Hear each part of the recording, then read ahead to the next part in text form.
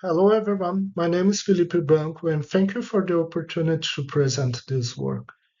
The title of the presentation is Optimizing Asset Performance, a Study on Flexibility for Life Cycle Field Development. So the key word here is flexibility, but to understand it, we also have to understand uncertainty and risk. Well, uncertainty is defined as the lack of predictability about outcomes. For example, the static and dynamic behavior of the reservoir, as well as the lack of predictability about the future prices of oil and gas. And the risk is different from uncertainty. Risk is actually a consequence of uncertainties. It's the impact of uncertainty on objectives, according to ISO 31000. To manage risk and uncertainty, we have three different approaches. One is the acquisition of information that will deal with uncertainty by itself. The second approach is to adopt a robust strategy, a strategy less sensible to uncertainty. The third approach is to establish a flexible project, a project that's able to adapt to uncertainties and extract the upside potential of uncertainties if it come up. So the flexibility can be defined as the number of remaining states a system can achieve after a first commitment is made, and more remaining states reflect increased flexibility. But much more than that, flexibility should be understood as a powerful tool to change the decision-making process. It will change the budget allocation and it will change the return of investment. So to quantify the flexibility, the general approach is to use the expected value of the flexibility, a difference between a strategy with flexibility and a strategy without flexibility, also taking into account the semi-deviation as a measurement of risk, weighted against a risk tolerance to reflect the aptitude of the risk for each company. So the purpose here is to present not just the methodologies to measure the flexibility, but also show how it can be combined with increasing the technological advances to better adapt to unexpected events and challenges of the future, using this tool as an ally in decision-making process. So the objective here is twofold. One is to present how we can use the flexibility, to present the methodology that we can use it, and when we should adopt a flexibility. And we also will present it giving an example. It's an example about how we can use the flexibility to change the capacity of the reservoir and change the well position allocations to better adapt the project to unexpected events and uncertainties.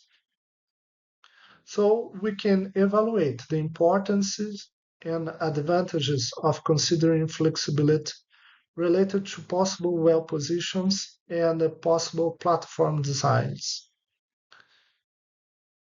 The methodology was developed inside UNICAMP and it's presented in Figure 1.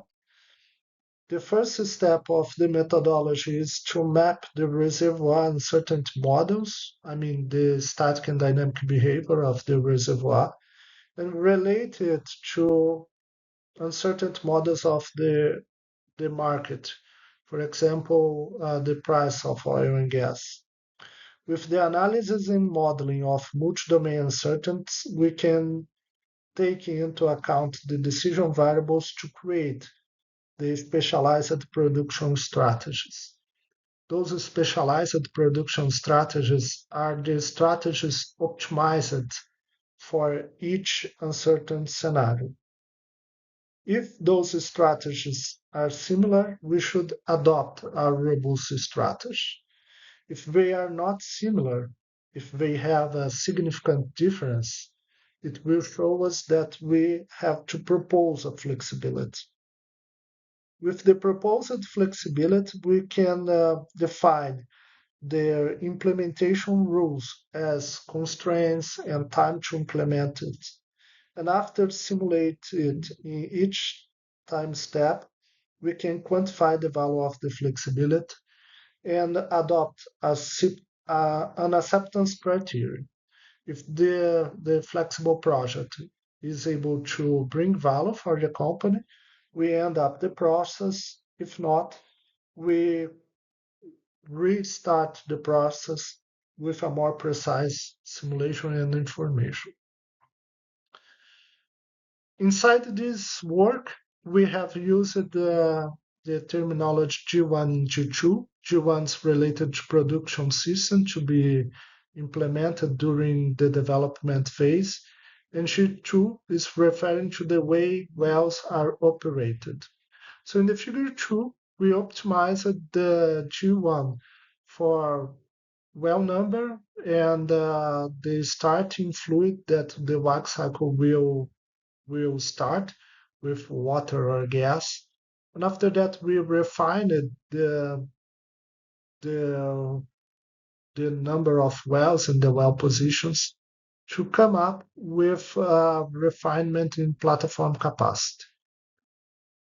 And we progressed until the operation of wax cycle and ICV rules.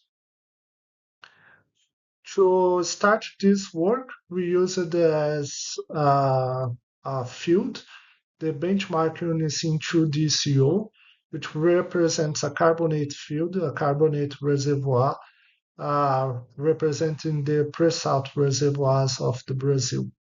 It has dual porosity and dual permeability with uncertainties about the porosity, permeability, and static and dynamic behavior, as well as the relative permeability curves. We are also taking into account the possible future prices of oil and gas. As a first result, comparing the possible approach and the specialized production strategies related to the numbers and the number of wells and spatial location of the wells, you have the figure 4 that show how does the number of wells variate between the specialized strategies. And with this difference, we can see that a robust strategy is not enough to solve the problems of uncertainties of this field. We propose a flexibility in capacity in the design of the platform. In figure 4, we present how does the well location can vary in the spatial locations of the field. To design the flexible strategy, we had three different options presented in figure 6. We could start with the robust strategy and add more flexibility to it.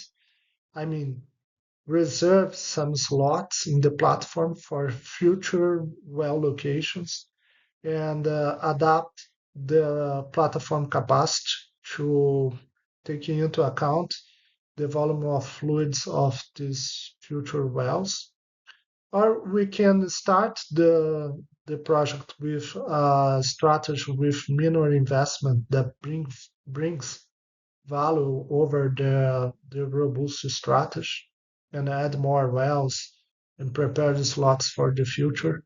Or the third option is to start the strategy with common elements, common to all of the specialized strategies, and adapt it to future outcomes and future well locations. Well, the results can be also presented in figure 7 that shows the risk curve for each of the models. And as a conclusions, Uh, the first conclusion is about what's the best approach.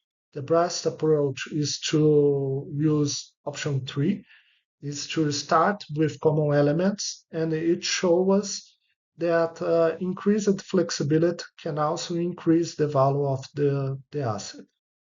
And about the methodology itself, we show the value of using the extreme values, extreme scenarios to take decisions, a first decision in a way that's able to answer the necessity of the flexible in a reasonable time frame approach to be applied in the companies.